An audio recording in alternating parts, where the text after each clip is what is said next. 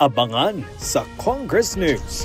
House Speaker Faustino Boje III agad nakipagpulong sa Department of Agriculture at kay Senator Kiko Pangilinan kasunod ng paglalabas ni Pangulong Ferdinand R. Marcos Jr.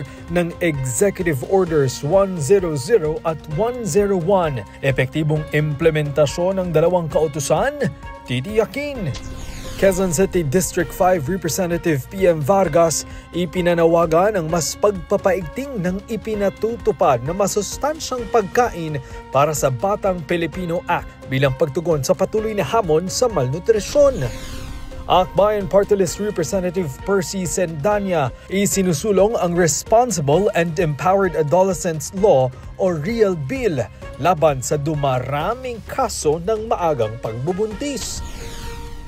Pangulong Ferdinand R. Marcos Jr. nakipagpulong sa mga lider ng ASEAN sa ika-47 summit sa Malaysia. Mga pambansang interes ng Pilipinas inaasahang isusulong ng Pangulo. At trick or treat, tampok sa Kamara ngayong araw.